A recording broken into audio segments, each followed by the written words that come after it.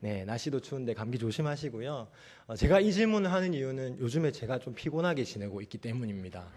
이유는 다 아시지요? 둘째가 태어난 지 이제 한 달이 되었습니다. 그래서 요즘에는 주중에 퇴근을 하는 시간에는 퇴근하는 기분이 아니라 집으로 출근하는 기분이 듭니다. 그래서 제가 두 가지 일을 하고 있나 세 가지 일을 하고 있나 생각을 해보니까 제가 쓰리잡을 하고 있더라고요. 그래서 첫 번째는 교회 전도사로 하고 있고, 두 번째는 청년들 가르치는 교육 일을 하고 있고, 세 번째는 육아를 하고 있습니다. 그래서 생각을 쭉 해보니까 회사에서는 제가 머리를 주로 쓰는 것 같고요. 그 다음에 집에서는 몸을 주로 쓰는 것 같습니다. 교회에서는 몸과 머리를 다 쓰고 있는 것 같습니다. 네, 그래서 참 그래도 섬김의 기쁨이 얼마나 큰지요. 우리 성도님과 함께 또 말씀 나눌 수 있음에 감사드립니다. 오늘 우리가 읽었던 요 짧은 본문은 다윗을 이해하는데 아주 중요한 역할을 하는 구절 중에 하나입니다. 그래서 어떤 목사님들은 다윗의 역사를 알려면 여기 말씀부터 봐야 된다 하시는 분들도 있을 만큼입니다. 그래서 오늘은 좀 짧지만 이 말씀을 근거로 어떻게 다윗이 그 믿음의 사람이 되었는가 두 가지로 말씀을 드릴 건데요. 다윗의 귀한 믿음 첫 번째는요, 바로 홀로 서는 믿음입니다. 성도 한번 따라해 주실까요? 홀로 서는 믿음. 오늘 본문에 이렇게 얘기합니다. 그러므로 그곳을 떠나 아들람 굴로 도망하매 라고 본문을 시작하고 있죠. 이 말씀에서 우리가 알 수 있는 것은 다윗이 지금 쫓겨다닌다는 것입니다.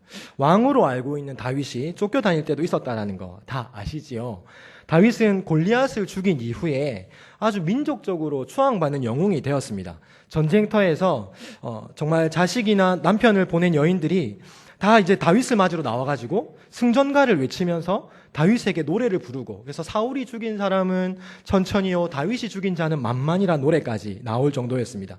그 노래를 듣고 있는 진짜 왕이었던 사울은 기분이 어땠겠습니까? 엄청 불쾌했겠죠. 자기보다 더 왕처럼 대우받는 다윗을 보면서 속에 있는 모든 심사가 뒤틀린 것입니다.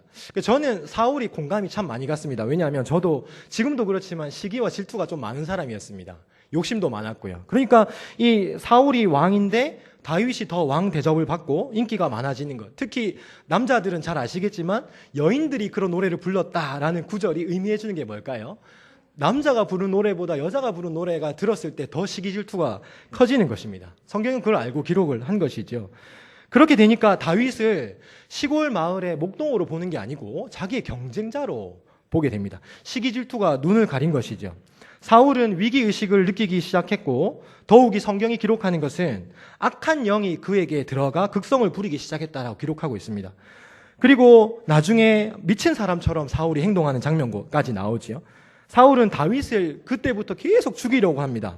그래서 왕으로서 백성을 잘 다스리고 나라를 안팎으로 잘 다스리는데 목표를 두지 않고 어떻게 하면 이 백성들 안에 있는 이 다윗이라는 인간을 없앨 수 있을까? 그게 이 왕의 목표가 되어버립니다. 많은 계획을 세우고 음모를 세워서 권력을 이용하고 지위를 이용해서 그 다윗을 죽이려고 했던 것이죠. 하나님이 떠난 사울은 더 이상 왕이 아니었습니다. 어떻게 하면 그 왕으로 잘 다스릴까가 아니라 계속해서 다윗을 죽일까 하는, 소위 말해서 쫄짱부, 한심한 사람이 되고 만 것이지요. 이런 위기의 상황이 오니까 다윗은 어떻게 했겠습니까? 예루살렘과 고향을 떠나서 떠도는 신세가 됩니다. 그때부터 다윗은 왕좌에 앉기 전까지 정말 힘든 광야길을 걷게 됩니다. 부모와 친척은 물론 친구들과도 헤어지고 사랑하는 사람들과도 떨어지고, 그리고 백성들, 인정해주는 백성들까지 떨어져서 헤어지게 됩니다.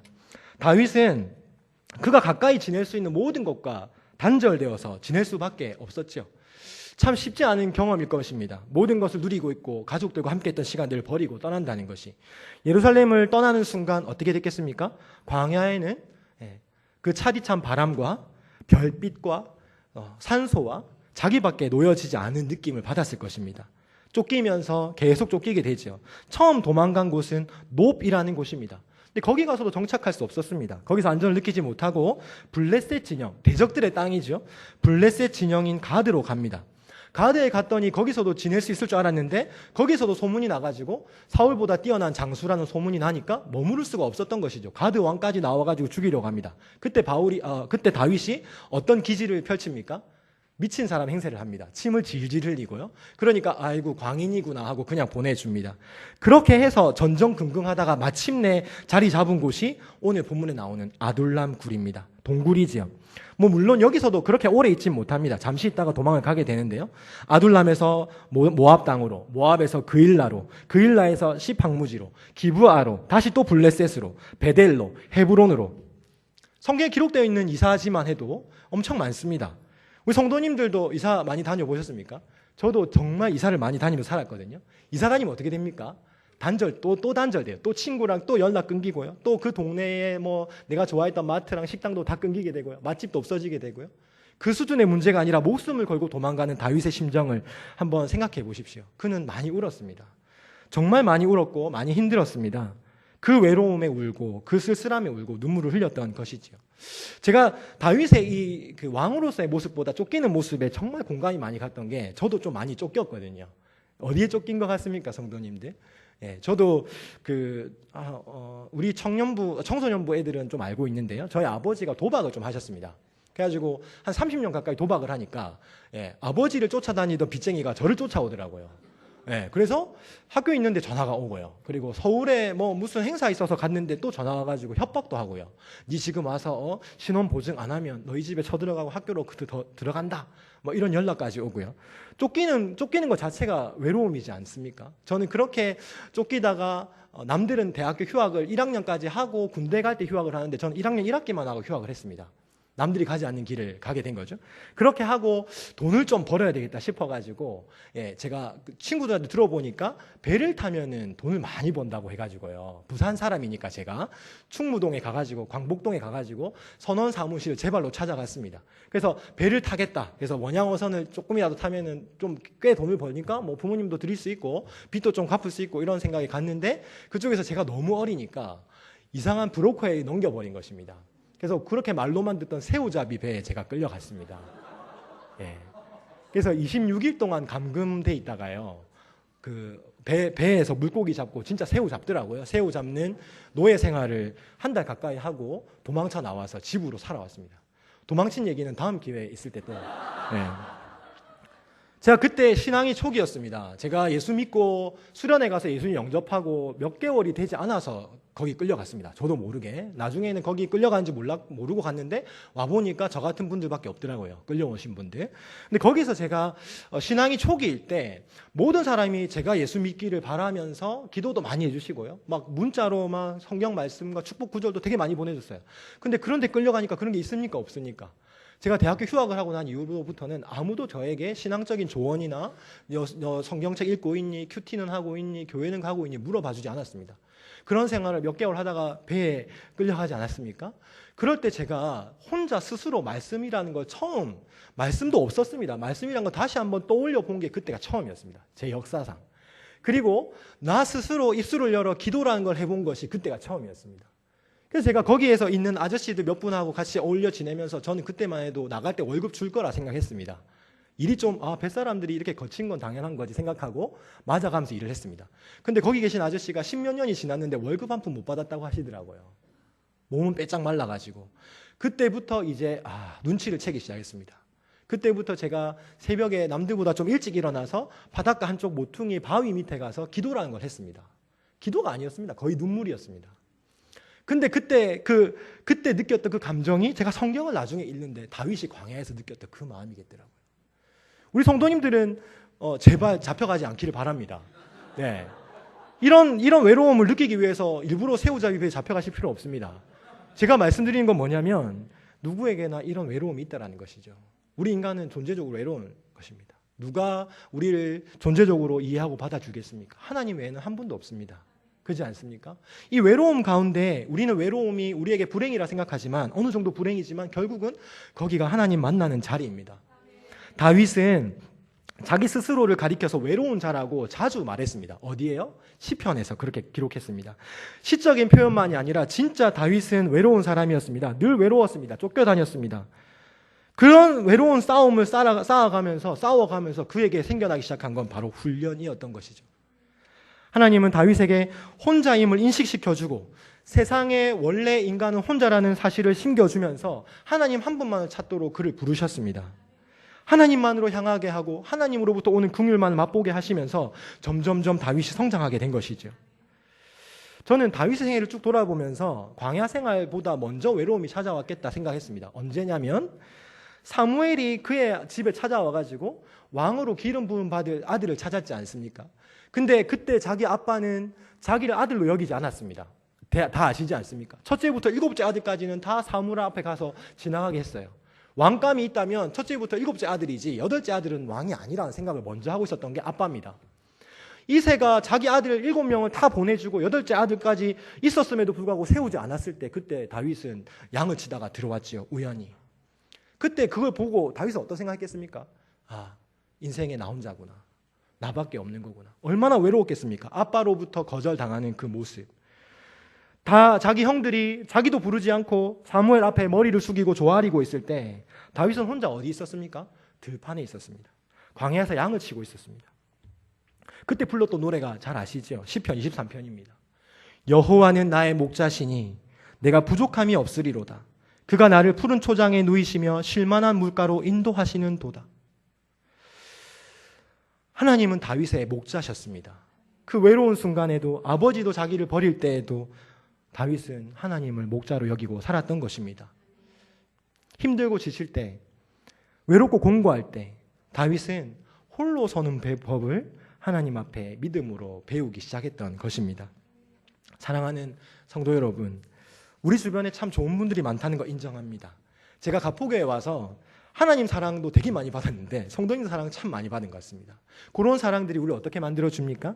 외롭지 않게 만들어줍니다. 그러나 우리가 먼저 생각해야 되는 것은 우리를 영원히 외롭지 않게 만드시는 분은 누구라는 것입니까? 바로 하나님이라는 것입니다. 믿으십니까? 다윗이 나중에 왕이 되었을 때 그 어떤 왕보다 뛰어난 왕으로 평가받고 지금도 이스라엘 사람들 사이에서는 왕의 평가 기준이 다윗입니다. 우리가 자를 들이대서 길이를 재듯이 다윗이란 이름을 들이대서 왕을 평가합니다. 그래서 역대 상하를 보시면 모든 기준이 다윗 왕입니다. 다윗은 그런 왕이 될 수 있었던 그 이유가 다른 것이 아니라 고독과 싸우고 자기와 싸우고 광야와 싸우고 두려움과 싸우고 가난과 싸우면서 자립생활, 자립신앙, 독립적인 사람으로 만든 것입니다. 우리에게 정말 필요한 첫 번째가 무엇일까요? 홀로 서는 믿음이죠. 하나님 앞에 먼저 서서 그분의 자녀임을 인정받고 그 감정으로 충만함을 사는 그런 것이 우리에게 필요합니다. 홀로 서는 믿음은 우리를 어떻게 만들어줍니까? 다른 사람에게 묻어서 천국 가는 걸 막아줍니다. 우리는 절대로 다른 사람의 믿음에 묻어서 갈 수 없습니다. 나의 아내가 아무리 잘 믿어도 내 엄마 아빠가 너무 잘 믿어도 우리 집이 기독교 5대 집안이라 하더라도 덤으로 묻어서 붙어서 낑가서 천국 가는 게 아니라는 것이죠. 내가 구원받고 내가 영접하고 내가 찬양하고 내가 믿어야 가는 것입니다. 다윗과 같은 홀로 서는 믿음으로 하나님을 나의 하나님으로 인해 감사하고 고난과 외로움의 순간에 승리하며 사시기를 축복합니다. 두 번째 다윗의 믿음은요, 바로 함께하는 믿음입니다. 따라해볼까요? 함께하는 믿음. 우리의 믿음은 홀로 서기를 위한 믿음으로 머물러서는 절대로 안 됩니다. 제가 처음에 신앙을 가지기 시작했을 때 철저히 싸웠던 것은 저 자신이었습니다. 왜냐하면 20년 가까이를 불교에 몸담았다라는 것은 꽤 많은 부분을 불교에서 함께 했습니다. 그래서 어렸을 때부터 어머니, 아버지, 특히 할머니랑 어머니 따라서 절을 다녔습니다. 그리고 어떤 절에 저의 영적 어머니로 있는 보살 아주머니가 있었습니다. 그래서 어렸을 때부터 영문도 모른 채 절에 가서 그 보살 아주머니한테 엄마라고 불렀습니다. 그렇게 해야만 했습니다. 왜냐하면 그 보살님이 저에게 오는 악한 기운을 막아준다고 생각하고 계시고 항상 연초에 가서 그분한테 부적도 받고 그분이 점쳐주고 이렇게 기도해주고 이러면 그걸로 우리 가족은 한 해를 이제 붙잡고 살았던 집안이었습니다. 꽤 심각한 불교 집안이었죠. 그렇게 불교로서 살아오던 제가 친구 따라 교회를 왔을 때 저 자신과 너무 많이 싸웠습니다. 안 믿어지기 시작했습니다. 안 믿어지더라고요. 성경책도 안 믿어지고 다 거짓말 같고 다 뻥치는 것 같고 단체로 어디에 홀린 사람들 같고 노래도 이상하고 이해가 잘 안 갔습니다. 근데 저도 힘든 순간을 맞이하고 기도라는 것을 시작하고 말씀을 보게 되면서 이제 신앙이 자리 잡기 시작하고 난 이후에는 누구랑 싸우게 됐냐면 공동체랑 계속 싸웠습니다. 너무 힘들더라고요. 저랑 안 맞는 사람들끼리 계속 뭘 같이 해야 된다고 하고, 친구들이 또 나한테 뭐 해라 니 이거 해야 믿음이 자란다, 수련회 가자, 뭐 하자 미치겠더라고요. 예, 지금 우리 청소년들이 예수 안 믿다가 교회 오면 그런 딱 느낌입니다. 그래서 수련회를 갔는데 그걸 하더라고요. 성경 구절 안 외우면 밥 안 준다 하더라고요. 미치겠더라고요. 저 먹는 걸로 그렇게 하는 거 제일 싫어하거든요. 그래서 도망 나오고 막 그랬습니다. 다시 잡혀 들어가고, 또 저는 이제 친구 따라 기도원을 갔는데, 온 가족이 다 같이 기도원을 따라갔는데 기도원이 그런 곳인지 몰랐습니다. 저는 제가 초신자였을 때 진짜 밥만 먹고 물만 먹으면 기도만 하더라고요. 그래서 친구랑 도망 나왔다가 숲속을 헤쳐 도망 나왔다가 너무 숲속이라 가지고 지나가는 차를 손 흔들어서 잡았는데, 그 차를 타고 우리는 나갈 줄 알았는데 그 차는 또 기도원 가는 차더라고요. 또 잡혀 들어가서 이틀 또 더 있고, 그리고 믿음의 친구들과 함께 지내면서 싸우고, 안 맞는 사람과 맞춰야 되고, 행사 준비해야 되고, 지금 교회도 마찬가지지 않겠습니까? 안 맞는 사람과 일을 하거나 섬기는 부분에 있어서 우리의 믿음은 어떻게 이어져야 됩니까? 혼자 믿는 신앙으로 있다가 더욱더 성장하면 하나님은 우리를 함께하는 신앙으로 부르십니다. 다윗은 혼자 믿는 신앙으로 훈련되어지고 난 이후에 공동체를 배웠습니다. 그래서 깎여지고 다듬어지고 구르고 이러면서 성품이 바뀌어지기 시작하고 사람들과 함께할 수 있는 모습들을 가지게 되었습니다. 이것이 바로 아둘람에서 보여주는 모습입니다. 본문에 보면 다윗이 아둘람에 있을 때 많은 사람들이 그에게 모여들었다라고 기록하고 있습니다. 어떤 사람들입니까? 2절에 보시면 환난당한 모든 자, 빚진 모든 자, 마음이 원통한 자가 다 그에게 모였고요. 거기에 이 다윗은 우두머리가 되었다라고 기록합니다. 옛날 우리 사극을 보시면 임꺽정 같은 거 보시면 거리의 불황자, 못 먹고 빌어먹는 사람들, 가난한 사람들, 집도 없는 사람들, 형제자매도 없는 사람들, 고아들 모아다가 우두머리가 되어서 그들에게 글도 가르치고 문화도 가르치고 함께 사는 법 가르치고 했던 사람이 임꺽정 같은 사람이잖아요. 그런 이야기랑 비슷한 것입니다. 그 당시 사울이 다윗만 죽이는 게 목표였기 때문에 나라가 제대로 돌아갔겠습니까? 극소수의 왕 옆에 있는 특권층만 제외하고는 온 백성이 신음하고 있었습니다.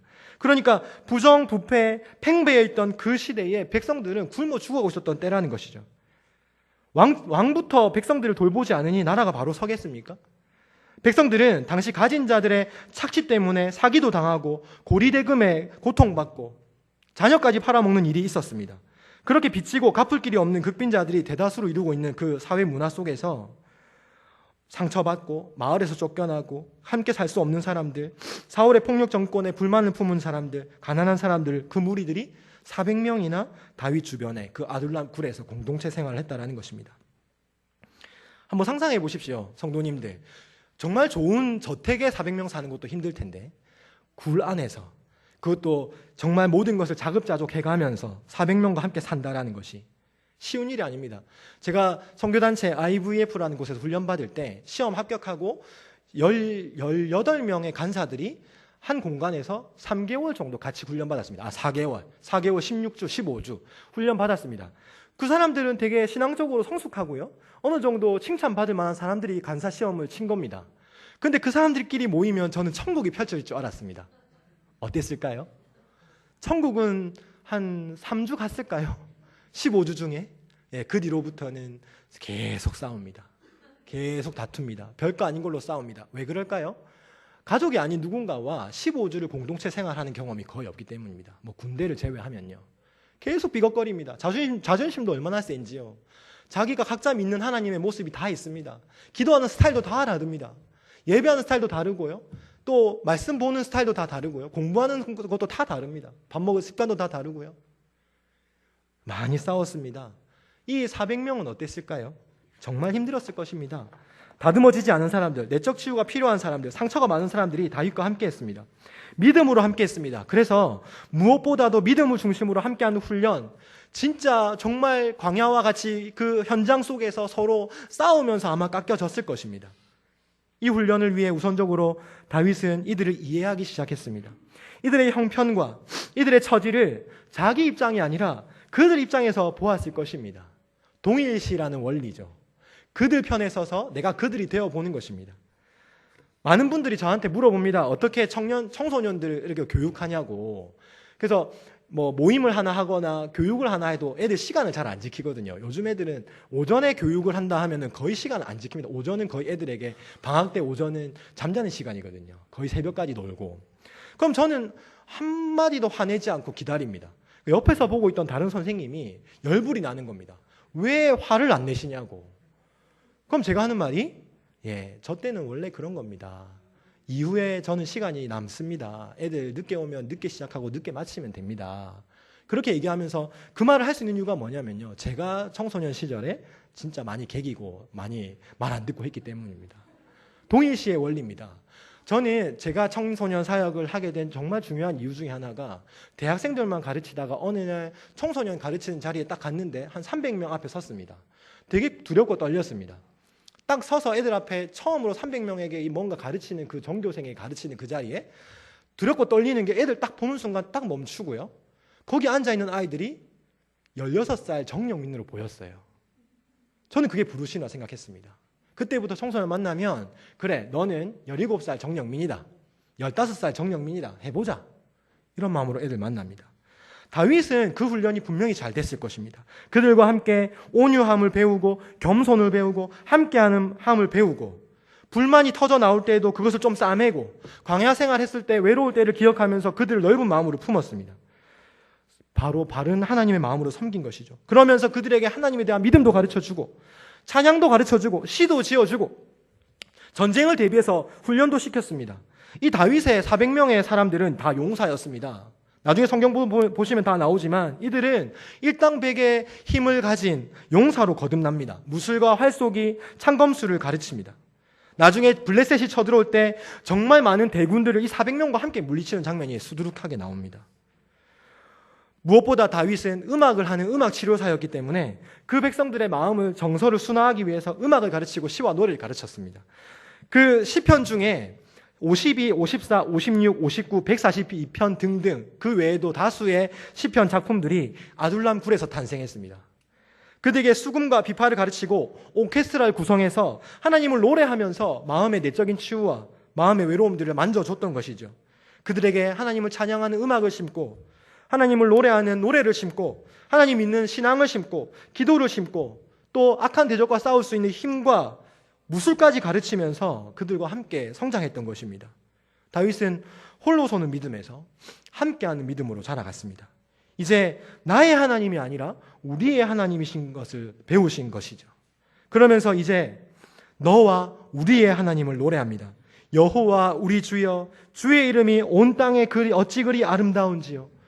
주께서 택하시고 가까이 오게 하사 주의 뜰에 거하게 하신 사람은 복이 있나이다. 우리가 주의 집 곧 주의 성전의 아름다움으로 만족하리이다. 동이 서에서 먼 것 같이 우리 죄가를 우리에게서 멀리 옮기셨으며 이는 저가 우리의 체질을 아시며 우리가 진토임을 기억하심이로다. 아멘. 다윗의 시편 가운데 보시면 우리라는 단어가 얼마나 많이 등장하는지요. 나의 하나님에서 우리의 하나님으로 이어진 것입니다. 하나님은 다윗을 도망자로 홀로 서게 하시더니 이제 아둘람 굴에서 공동체 훈련을 통해서 더욱 하나님의 사람으로 다듬어 가셨습니다. 여기 함께 믿음의 훈련을 한 400명의 용사들은요, 나중에 통일왕국 시대에 중추적인 역할을 감당합니다. 결국 다윗 왕권은 이들이 중심이 되어 튼튼한 기틀을 마련하고 역사상 가장 번영한 이스라엘 왕조를 세웁니다. 이들은 모두가 후에 다윗의 충신이 되었고 나라의 중심 인물이 된 것입니다. 왜 그랬던 것인가요? 바로 공동체 훈련 때문입니다. 특히 이들은 다윗 옆에서 평생 떠나지 않았습니다. 아들 압살롬의 반역으로 왕실의 운명이 풍전등화의 위기에 맞았을 때도 기회주의자들 같이 떠난 것이 아니라 다윗을 지키고 그들과 함께 다윗과 함께 그 자리를 지켜냈던 사람들입니다. 다윗 곁에 있으면서 위로하고 중심으로 볼필했습니다. 결국 그들의 왕권이 다윗 왕권을 다시 회복하는데 결정적인 역할을 한 것이지요. 우리가 즐거울 때 함께하는 친구들도 되게 소중하지만 이 말씀에서도 우리가 알 수 있듯이 힘들 때 함께하는 사람이 진짜 우정입니다. 사랑하는 성도 여러분, 지금 대한민국 되게 힘들 때죠. 모든 분야가 다 어렵습니다. 이럴 때 우리 옆에 있는 친구들과 함께 길을 걸어가는 것이 너무나 귀하다고 생각됩니다. 사랑하는 성도 여러분, 우리 결코 혼자 살 수 없습니다. 믿음을 위해서 홀로 서기를 해야 하지만 믿음에 따르는 바른 삶과 행동을 위해서 사람들과 함께 해야 하나님 나라 이룰 수 있습니다. 아무리 훈련 잘 받은 사람이 사회에 진출해서 혼자 덩그러니 놓여질 때 하나님 나라 백성의 삶을 살 수가 없습니다. 어떻게 해야 살 수 있냐면 같은 생각 가진 사람들이 모여야 합니다. 그래서 모여서 힘을 얻고 모여서 에너지를 얻고 모여서 말씀을 나누고 다시 주중에 흩어졌을 때 교회로 살아갈 수 있는 것이지요. 기독교는 사람과 공동체를 떠나서 존재하지 않습니다. 혼자 수양하고 혼자 기도하고 하나님 혼자 만나는 수도원의 생활이 아닙니다. 세상에 속하고 있지만 세상에 속하지 않는 것이 또한 교회입니다. 세상에 놓여져 있지만 세상의 정신에 들어가지 않는 것이 또한 교회입니다. 가족 공동체, 사회 공동체, 교회 공동체 모두가 함께 모인 공동체에서 우리가 살고 있는 것입니다. 공동체를 떠날 수 없기에 우리는 사람과 더불어 함께 사는 삶을 이루어야 합니다. 부부, 가장 기초적인 공동체 아니겠습니까? 그리고 또 좀 넓히면 식구가 나오지요. 식구는 또 함께 밥을 먹는 공동체 아닙니까? 그러면서 담소도 나누고 고통도 함께 받고 삶을 함께 나누고 함께 나누는 이야기를 가지고 서로 울기도 하고 웃기도 하는 것이 바로 식구입니다. 전 여기 하나를 더 말씀드리고 싶은 것이 바로 성도라는 이름입니다.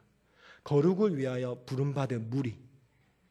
저와 여러분, 바로 하나님의 뜻을 위하여 거룩한 무리로 부름받은 우리가 공동체로 이 가포와 마산과 이 세상에 있기를 주님의 이름으로 축복합니다.